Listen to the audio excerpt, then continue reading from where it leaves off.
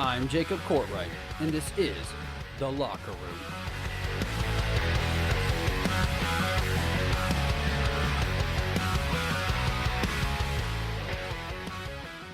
What's up, everyone? Welcome into The Locker Room. Glad to have you joining me again today. Man, it is a good day. We've got a big show for you. Before we get started, make sure you're following The Locker Room on our social medias. The Locker Room Podcast 615 on Instagram, The Locker Room host Jacob on Facebook, TLR with Jacob on Twitter, and The Locker Room 22 on TikTok. Also, a brand new TikTok video just dropped today, so make sure you go follow us on TikTok. It's a lot of fun over there. This episode, of course, is brought to you by FNX Fitness. Go to fnxfit.com. That is fnxfit.com for all of your gym needs. I am using FNX every single day. Of course, as we are going through the FNX 30-day challenge, I am using it. But every single day, FNX is a part of my life, and make it a part of yours. To get started, use your promo code TLRHOST. That is TLRHOST for 15% off your order.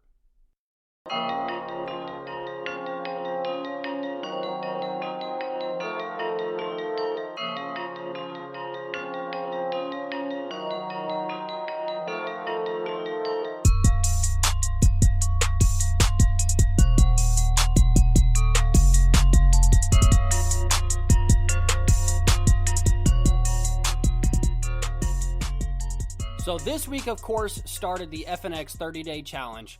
On Monday, March 1st, the beginning of the FNX 30-day challenge, I decided, I am going to go all out. I'm going to put max weight on everything. I'm going to bench press the world. As I sit here and record this today, I can barely move, and it is super pathetic. My quarantine 15 is still lingering around. I still got my little belly on me. But listen, it feels good to be back into a gym. Just don't do it the way I did. Don't just go max on everything like when you were at your peak physical condition playing college football and then just think that you're going to be able to bench press the same weight, squat the same way, do 15 minutes of abs like it's nothing. Like, it doesn't work that way. And, so don't do what I did and just go all out because you will inevitably burn yourself out. Use these 30 days to push yourself just so you can be a healthier and happier you at the end of it. It's a really fun challenge. It is never too late to join. That being said, we have got a lot to get to into the show today, and one of the big topics that have been going out there on the web, on the interweb, on the internet, as Vince Vaughn used to say, on the line, is the top QBs of the 2000s. Now, there was a big piece done about this week. It brought a lot of debate from people all across sports mania, sports world. So, of course, that being said, I have to talk about the top 10 QBs of the 2000s. I'm going to read you the list that is out there that ESPN put out there. It is on, if you want to read the full article, it's on ESPN Plus if you have it. If not, you can listen to the podcast because I'm basically going to tell you what the article says. So I am going to give you a rundown who ESPN put in their top 10 for top 10 college QBs of the 2000s. At number 1, we have Baker Mayfield. At number 2, we have Cam Newton. 3, Vince Young. 4, Tim Tebow. 5, Joe Burrow. 6, Deshaun Watson. 7, Kyler Murray. 8, Lamar Jackson. 9, Marcus Mariota, the Hawaiian Angel. And at number 10, we have Robert Griffin III. Now, there's a lot of these names that I'm not mad that they're in the top 10. There's a lot of these names that should be in the top 10 and are in my top 10. There's definitely a couple of names I would put in this top 10 and that I'm going to in just a few minutes, I should say. And I definitely have rearranged this a whole hell of a lot than what ESPN did. The way you have to look at it is this is the top 10 college QBs of the 2000s. What did they produce in college? What did they do in college? Leave all history in your mind of them playing any professional football out of it. This is strictly college. How did they produce in college? So that's their top 10, and now let's start with my number 1. At number 1, I don't see how you don't put this guy number 1. And once again, guys, this is my list. You might have a different one, and if so, I'd love to see it. Shoot it to me in the DMs on Instagram, on Twitter, tweet it at me, do whatever, and I'll throw that up on the Locker Room's Instagram page. But at number one, I don't see how you don't put Tim Tebow as the best college quarterback of the 2000s. Let's just look at what Tim Tebow did from the years 2006 to 2009. So he had 9,285 passing yards, 66% completion rating on those passes, 88 touchdowns to only 16 interceptions. It's just silly at this point. 2,947 rushing yards and 57, I said this for a third time, 57 rushing touchdowns. In 2006, Tim Tebow won a national championship, serving as, of course, basically like a hybrid running back / quarterback. So he switches to the main guy in 2007, where he posted, 4,000 combined yards with rushing and passing, and, of course, won the Heisman in 2007. In 2008, of course, we all know that infamous speech that he gave in the locker room, and that still gets people pumped up to this day, jacked out of their minds. The Gators got a 13-1 record that year, and he won his second national championship. And in 2009, he led the Gators to another 13-1 record, posted 3,805 rushing and passing yards in a single year. My mind's still blown here. And, of course, he finished in the Heisman, top 5 once again.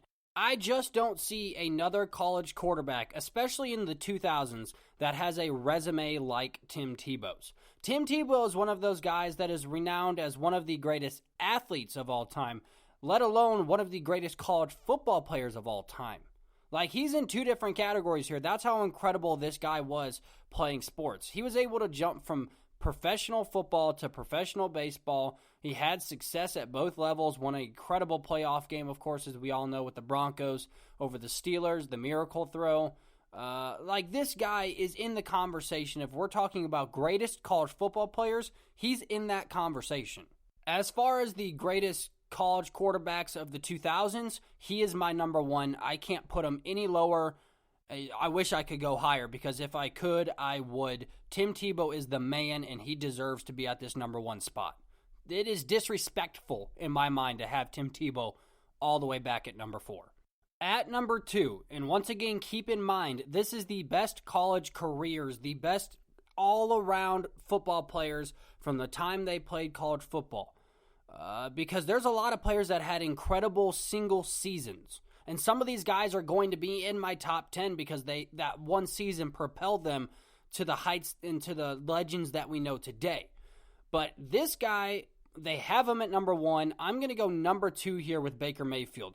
What Baker Mayfield was able to accomplish at Oklahoma is just simply this. From the years 2013 to 17, I think it was, 14,607 passing yards, 69% completion rating, 131 touchdowns. He did have 30 interceptions, but to 31 touchdowns, that's about the same as Tim Tebow threw.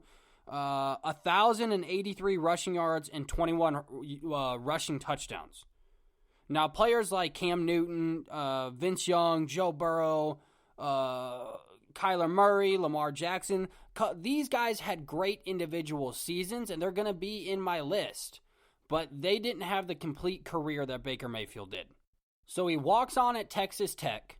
He wins the starting job. In his debut, he throws for over 400 yards. He gets injured. He loses the starting job, decides hey, I'm going to transfer. Walks on at Oklahoma. And this is all he does for the Oklahoma Sooners. The Sooners had not won a conference title since 2010. He led them to 3 straight conference titles in a row. 3 in a row, won them.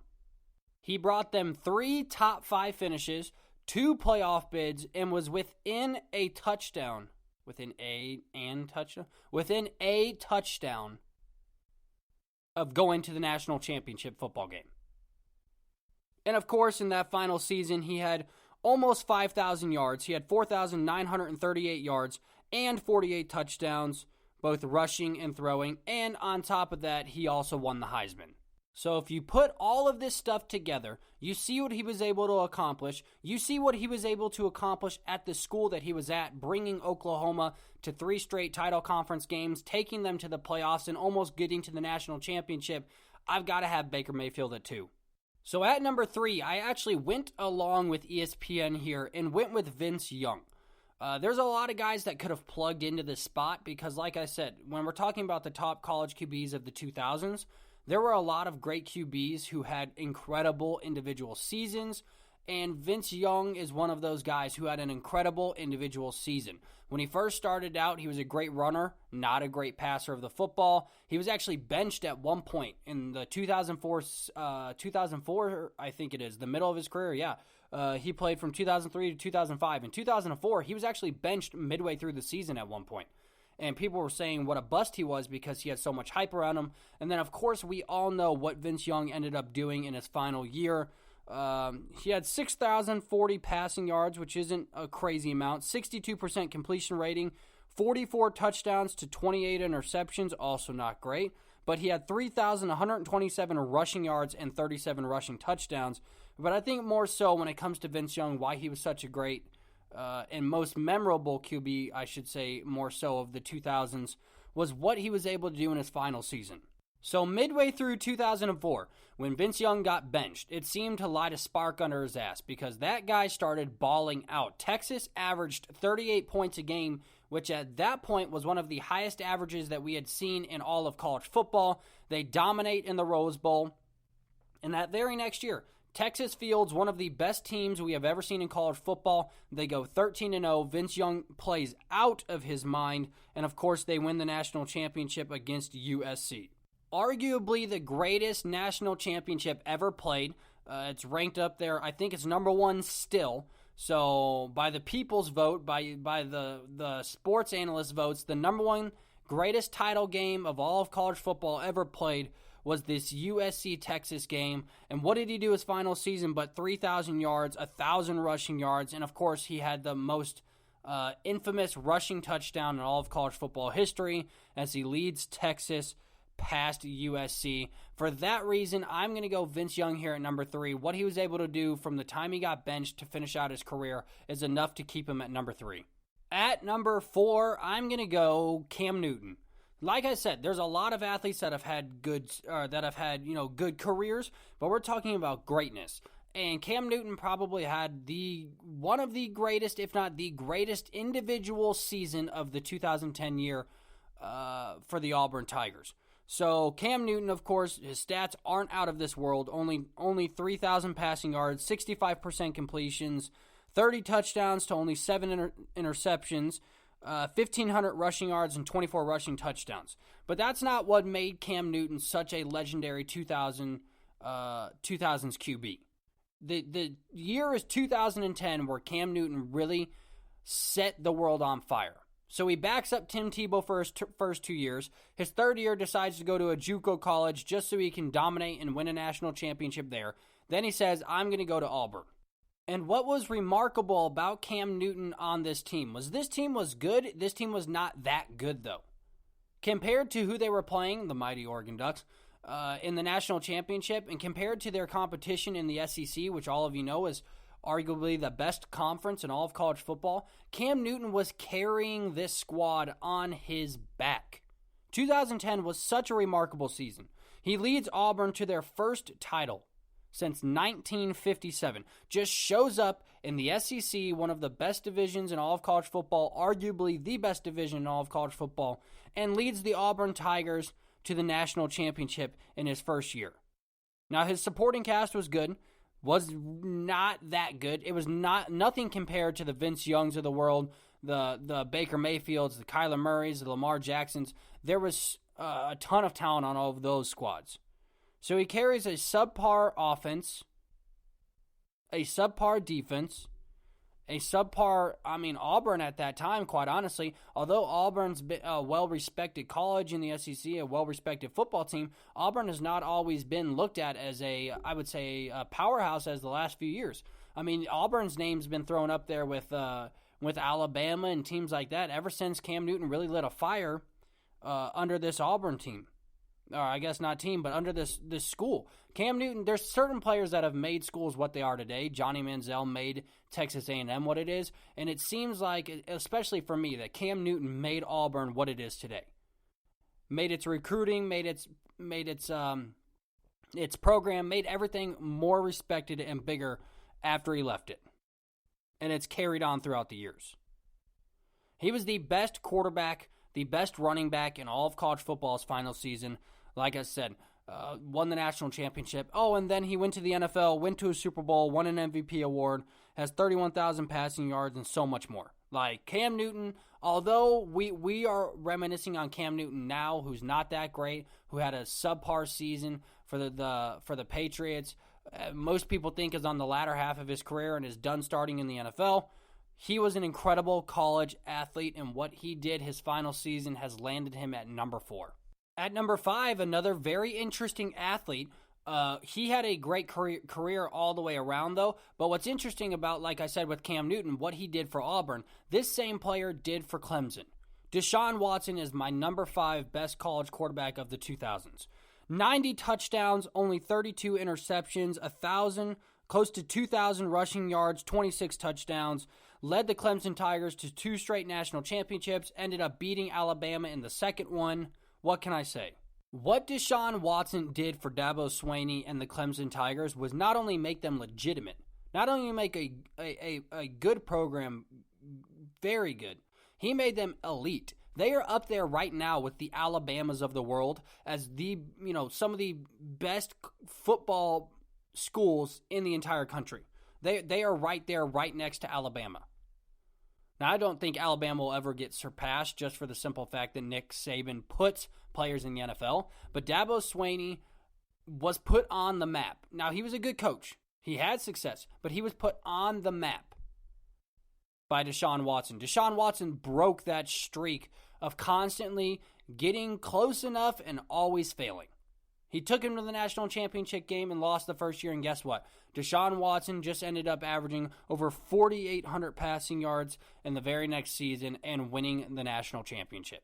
So for what Deshaun Watson not only did for Clemson, for what Deshaun Watson did for Dabo Swinney in his career, for what he did for that entire college on putting it in the elite categories of the Alabamas of the world when it comes to football and recruiting, and for finally capping it off, breaking Clemson's losing streak of choking in big games and taking down its foe, Alabama, Deshaun Watson lands at that spot. At number 6, the greatest Oregon Duck of all time, the Hawaiian Angel himself, Marcus Mariota. And I know all of you are probably at home rolling your eyes going, oh, you just are picking Marcus Mariota because you're biased, because you're a giant Oregon Ducks fan. That's not true, although I'd like to say it's because I'm being biased. But no, quite honestly here, breaking it down on my list, Marcus Mariota, his impact in the 2000s for the Oregon Ducks football organization and for all Hawaiian quarterbacks to start being recruited in general, in and of itself deserves Marcus Mariota's name to be in the top 10, let alone what Marcus Mariota produced on the field. Right? So let's look at this. 10,700 passing yards, 67% completion rating, 105 touchdowns to only 14 interceptions.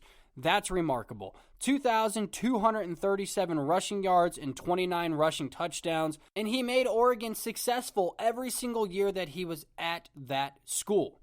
So not only are his numbers remarkable, not only did he open up the market for Hawaiian players to start getting recruited heavier by bigger schools. I mean, look at Tua Tagovailoa. Tua Tagovailoa literally has attested that if it wasn't for Marcus Mariota, there would not be Hawaiian players being recruited at the level that they are now.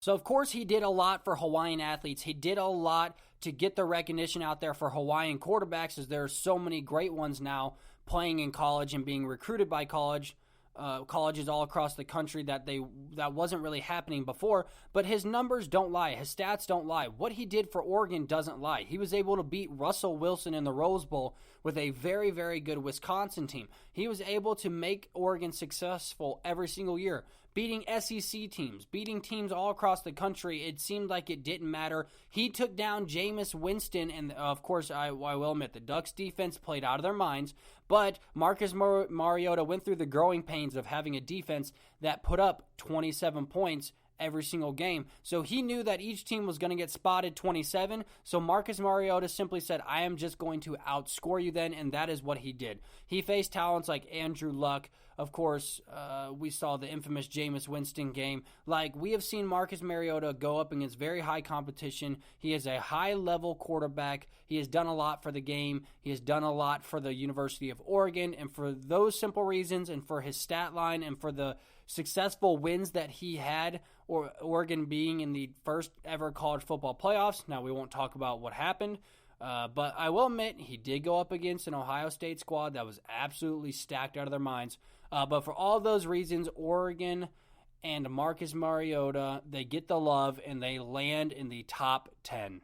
At number 7, I bring you Mr. Joseph Burrow. Joe Burrow lands at my number 7 spot. Now listen, this is a player who had an incredible final year of college football. His career overall was not that bad, but his final year is what led Joe Burrow to the number 1 overall pick and what led the LSU Tigers to a national championship, because the way Joe Burrow played was record-breaking. 8,800 total passing yards in his career, 69% completion percentage, 78 touchdowns to 11 interceptions, 13 rushing touchdowns, but I know that it is the final year of that season for the LSU Tigers that launched Joe Burrow into stardom, launched the name Joe Burrow into households across the country, and of course, like I said, landed him as the number 1 overall pick in the NFL draft. It is incredible to see what he did in his last year.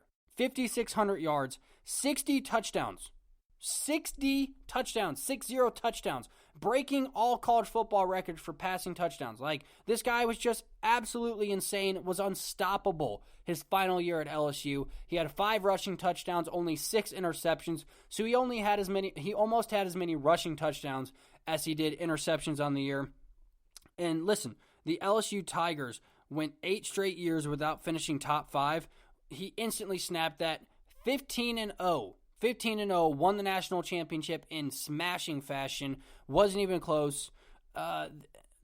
Arguably the second greatest individual season that we will ever see in all of college football. Broke a bunch of records, dominated, smoked a big old cigar, and walked away with his head held high as he brought LSU not only a championship, but brought LSU back to stardom. LSU is one of those teams that they're kind of like an Auburn. They had some success, then they went away for a little bit, had some success, went away for a little bit. Listen, Joe Burrow has put LSU on TV, has brought them TV spots even when he's not there. We have seen LSU with primetime games even with a horrible squad this year. Now, granted, it doesn't help when LSU has a bunch of people sit out due to COVID and then loses just about, it seemed like, everybody to the NFL draft. But what Joe Burrow did for the school, what Joe Burrow did while he played, is arguably the greatest individual season of all college football, and that is why he has to be in a top 10 spot, and I put him here at number 7. Now, my number 8 might be a little controversial to some people, but I had to do it. Mr. Johnny Football, Johnny Manziel, comes in at my number 8 spot here. Now, he only had a few short years. 2012, 2013 was his playing career. But he had 7,800 passing yards, 69% completion percentage, 63 touchdowns to 22 interceptions. Oh, and also 2,100 rushing yards and 30 rushing touchdowns. So Johnny Manziel comes into the SEC with a Big 12 offense, with a team that most people had predicted was going to get dominated in the SEC, and decided, hey, if I'm here, I'm going to be here. And what Johnny Manziel did was pretty insane. Johnny Manziel has a legendary status about him for the simple fact that he was able to take down Alabama when that was one of Alabama's, at that point, Alabama just keeps getting better and better each year. But at that point was one of Alabama's greatest defenses of all time. And he was able to take them down. And he almost did it a second time. So the legendary status around Johnny Manziel, I know, lives on in a lot of people's hearts and minds, as we know what happened to him when he got to the NFL. And of course, now he's playing for the Ultimate Beer League, the Fan Control Football League, which, like I said, is a very good thing. So if you guys think I'm hating it, don't think that, because I love the Fan Control Football League, and I watch it every single week. And my team finally got a win. Finally. It seemed like it was never going to happen, but we finally got a dub, and I didn't call any plays. I just sat back and watched this time. So maybe it was me picking the wrong plays that set my team in the hole. But anyways, what Johnny Manziel was able to do for Texas A&M, was able to do to teams like Alabama, to Florida, like what he was able to do is so crazy to think that he's such a washout, player right now. and not in the NFL and not a starting quarterback in the NFL. But listen, that wasn't Johnny's MO. He didn't want to play in the NFL. Therefore, Johnny's not in the NFL anymore. He's just another graveyard in the Browns quarterback cemetery. But Manziel takes it at number 8. Coming in at number 9, Trevor Lawrence. Listen, the reason I have Trevor Lawrence this far back, Trevor Lawrence coming out of high school and going into Clemson had probably some of the biggest hype around him of any player in recent memory that I know of. And all Trevor Lawrence was able to accomplish was lead the Tigers to only 2 losses in 3 years and to a national championship. 10,000 passing yards, 67% completion rating, 90 touchdowns, 17 interceptions, 18 rushing touchdowns. Literally 2 losses in his entire college football career, maybe of all time in his life. I'm not really sure. He was such a freak of nature at Clemson. He was destined to be the number 1 overall pick, which of course he will be this coming up draft. If he did not have to sit out due to COVID reasons this year, and if he did not lose twice in the college football playoffs, if he was able to capture 1 or 2 more national titles, maybe even just 1 more national title, I probably would have put Trevor Lawrence all the way up at probably 2 or 3, maybe even number 1, depending how he would have finished off those seasons. But those 2 losses coming into the playoffs, which you still can't hate on the guy. The guy dominates and loses in a playoff game. Listen, it's not all off the quarterback's arm, as a lot of people like to think it is. So if Trevor Lawrence was able to have pulled off maybe another national championship and maybe even another national championship appearance, I would have given it to Trevor Lawrence a little bit higher. But for here, I think he sits at a really nice spot. Trevor Lawrence is going to be a joy to watch in the NFL, and that's why I have Trevor Lawrence all the way back here at number 9. And last but not least, at number 10, for me anyways, Robert Griffin III. Robert Griffin is probably the best example of what a great player can do for a school that was subpar, not only when it came to the football side of it, but was subpar on the map, was subpar in the college realm of sports. He brought Baylor to the forefront of being able to be competitive in every aspect. And now, of course, we see very successful Baylor basketball teams. Their head coach is now the head coach of the Carolina Panthers. And the Baylor football squad has been known over the last several years since RG3 got there as a very competitive, very good football team. And it all started with the arms and the legs of Robert Griffin III. He was able to produce 10,000 passing yards, 67% completion ratings, 78 touchdowns, 17 interceptions, 2,200 rushing yards, 33 rushing touchdowns. It had been over 13 years since Baylor had a winning season. And then Robert Griffin III rolls into town, decides he's going to not only turn a program around, but put a program back on the map. 4,900 yards. 47 combined touchdowns in his final season. He won the Heisman. He was the closest thing to an Andrew Luck of a smaller school. Somebody who literally resurrected a program that had been on the cusps of being a very good program, then took these deep dives and took years of droughts of losing, and it took a player like Robert Griffin III to bring it out of the depths. We saw the same thing with Lamar Jackson at Louisville. We saw the same thing with, now granted, it's a little bit different with Andrew Luck over there at Stanford, because Stanford's still a very well-respected squad no matter what, but Andrew Luck brought that program to the forefront and allowed, of course, the recruiting and everything to open up.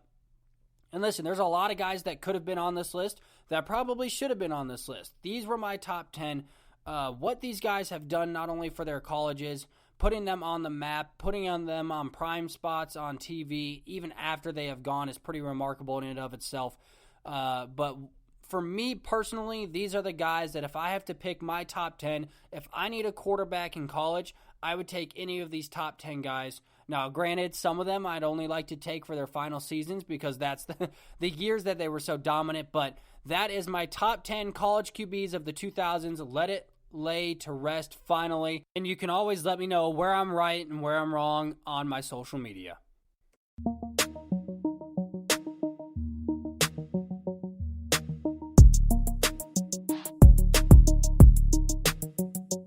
Dak Prescott had the audacity this week. Him and his agent had the audacity to come out and say that Dak Prescott wants a little under what Patrick Mahomes is getting for his next contract. Now, for those of you who don't know, Patrick Mahomes makes $45 million a year. Patrick Mahomes has been to 2 Super Bowls, has won one of those Super Bowls, has been a league MVP. And Dak Prescott, who has never been to a Super Bowl, who has not won a conference championship, who has not been an MVP, is winning the exact same amount of money as Patrick Mahomes. Now, when this whole conversation about Dak's contract started last year before the franchise tag, I said, and I quote, Dak is out of his damn mind if he thinks he's worth more than all of the QBs in the NFL, because that's what he wanted at the time. But don't worry, guys. Dak has lowered his standard from wanting more than every single QB in the NFL to just under what the best QB in the entire NFL is making per year. He wants around $42 million, and Patrick Mahomes makes $45 million. Now, you tell me, is Dak Prescott anywhere comparable to Patrick Mahomes? Is Dak Prescott anywhere comparable to a top 5 quarterback in this league? Has Dak Prescott been successful with a Dallas Cowboys squad that has been stacked for the last several years? Has Dak Prescott done anything that has set him apart and made him worthy of $45 million a year? The answer to that question, I'll answer it for you, don't worry, is hell no. Hell no. Hell no. Hell no. Hell no. Hell no. Dak Prescott is out of his damn mind if he thinks he's going to be not only worth $42 million a year, but anywhere comparable to Patrick Mahomes. Now, the Dallas Cowboys previously gave him a very fair offer. Now, this was before Patrick Mahomes got his massive, $3 trillion contract, it seems like. So, before Patrick Mahomes signed his big deal, he wanted $36 million a year, right? He wanted $36.5 a year, which is still freaking absurd. So, the Dallas Cowboys came back and say, hey, we're going to offer you, $31 million a year. That gives us room to play around and cap space to sign some free agents if we want to really beef up this squad so we can make sure that we have a complete team to push for a Super Bowl. Because as we saw this year in the Super Bowl, it takes a full team to win a Super Bowl. Not just Patrick Mahomes throwing the ball 95 times. Your defense at some point has got to give you a stop. So, the Dallas Cowboys, I thought, made a very fair offer for Dak Prescott. What Dak Prescott was able to accomplish in his first few years was very good to great. He had very, very good seasons. He made the Dallas Cowboys respectable again. It seemed like they were having winning season after winning season, and he made them a team that is very hard to beat.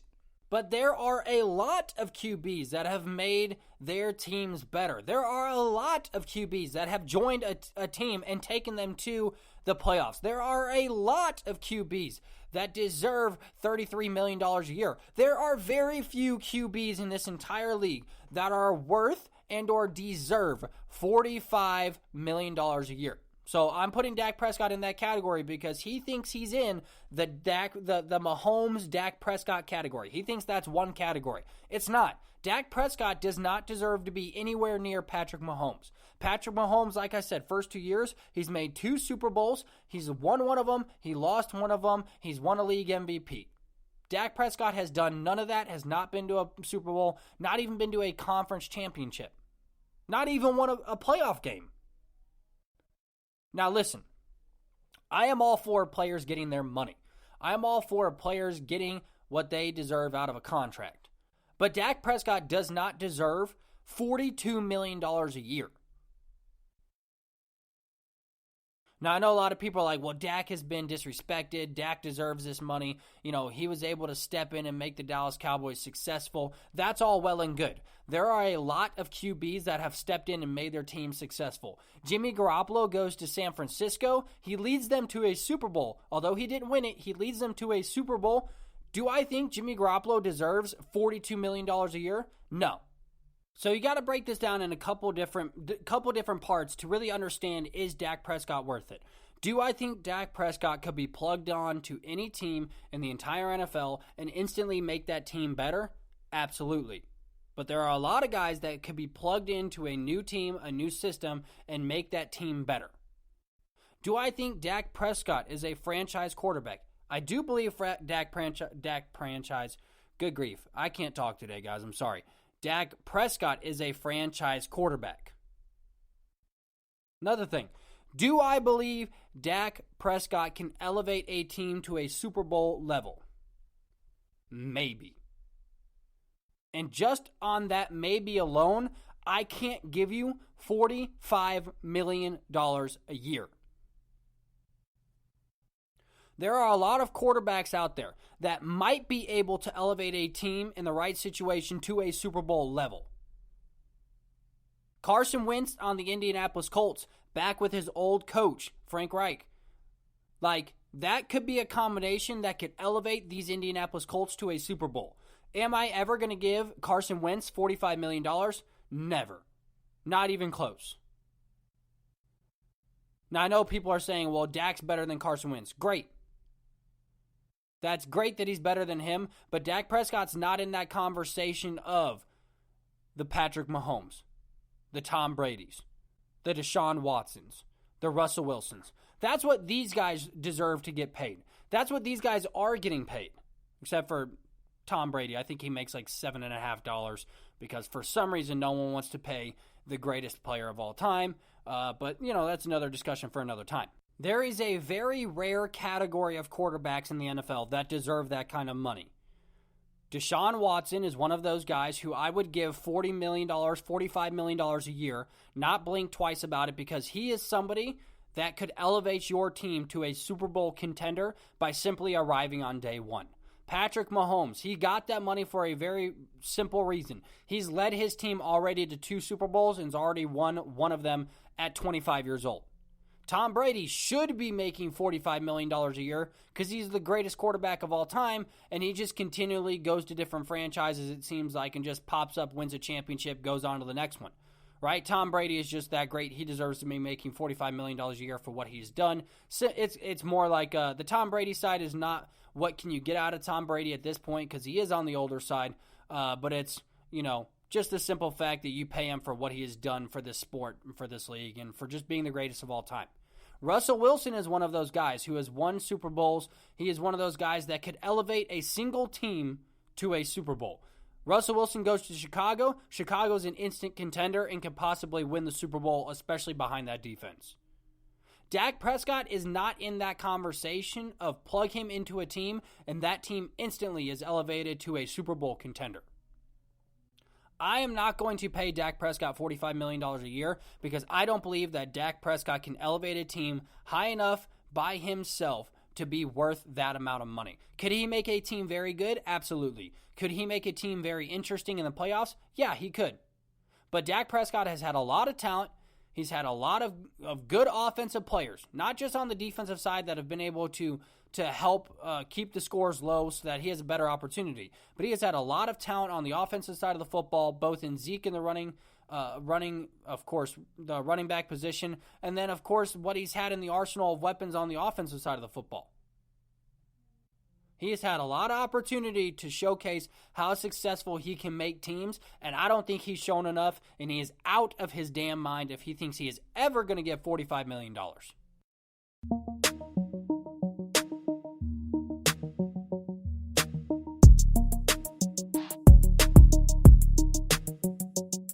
Finally, to wrap up the day, I give you my take on the NBA MVP race. Now, the picture that goes along with this podcast episode, wherever you found it on Instagram, Twitter, Facebook, is literally my top 3 picks for the NBA MVP race right now. All right? So just forewarning you, if you already looked at the picture, you already know my prediction. If you've already looked at the post, I've got LeBron James, Joel Embiid, and Nikola Jokic in my top 3 MVP candidates right now. Now, there are a lot of things that factor into the MVP race. I got it. And I do realize your team's record does have to matter. Now, I know a lot of people say it shouldn't matter. It should just be the best player. But the problem is if you're the best player and your team's 1-35, it's really hard for me to say, hey, you're the best, you're the MVP this year because you can't elevate your team to get even 3 wins. Like, you've got to be in the playoff race to be in the MVP candidacy. So these 3 players, of course, LeBron James, Joel Embiid, and Nikola Jokic. They do have their teams in the playoff race. That's first and foremost. Then what comes along with it? Stats, right? So you have Joel Embiid averaging right now 30 and 11. You have LeBron, who's 25, 8 and 8. And then you have Nikola Jokic, who is 27, 11 and 8. So the stats are there. Right now, all these teams, all these guys have their teams in the playoff race. So right now, when it comes to my MVP voting, who would I vote for to be the MVP of the league? Now, here's the deal. We gave Kobe Bryant an MVP award because he had long deserved an MVP award. Those of you who don't remember, go back and look at the last year that that Kobe Bryant won an MVP award. He was not the best player. He was not the most deserving player, I should say. He was not the most deserving player of that MVP. Just like last year, what LeBron James did throughout that entire year, just because the pandemic hit, it all went away. LeBron James should have been the MVP last year, not Giannis Antetokounmpo. I think playoffs do matter in this, but that's neither here nor there because they don't count. So I'm not going to talk about the playoffs and how it should count in the MVP race. Because like I said, if you can't even get your team to the playoffs, it's hard for me to look at you as the most valuable player in the league. The most valuable player stands for the most valuable player. When Kobe Bryant won his, he was not the most valuable player on the Lakers. When Kobe Bryant won his MVP, it was given to him strictly out of respect and strictly out of they owed him an MVP. He missed out on the MVP a lot of seasons for whatever reason, because the second we started voting, not we the fans, the second these journalists started voting on who these MVPs should be is the second it all went to hell. LeBron James has deserved at least 3 or 4 MVPs several times throughout his career, and that's not me arguing for LeBron. That's just statistical facts. When he had his teams as a top 2 or 3 seed in the entire NBA, when he was averaging 30, 10, and 9, almost a triple-double, and he was still not getting second or third in the MVP vote, there's a lot of bullcrap going on there. So, my personal opinion, like the Kobe Bryant MVP season where they gave it to him simply out of he deserved it, I would go LeBron James as my MVP this year. He still has a team that's top 2 that at the end of the year, you know the Jazz are going to start losing. He'll probably have the Lakers as the number 1 seed. He will be averaging 25, 8, and 8 at 36 years old. That in and of itself is an incredible feat to be that old and still averaging a high volume of points, assists, and rebounds, and still playing at an elite level. Oh yeah, and being the favorite to win the NBA Finals this year, after just coming off of a championship last year. So for me, I would go LeBron James as my MVP. I think if you take LeBron James off of the Los Angeles Lakers are barely above 500. Now that's my personal opinion, so there is a lot of room for this to change, because I do believe that Joel Embiid and Nikola Jokic are both neck and neck with LeBron James. For me, I would pick LeBron just for the simple fact that they owe him one, just like they owed Kobe one, they owe LeBron one.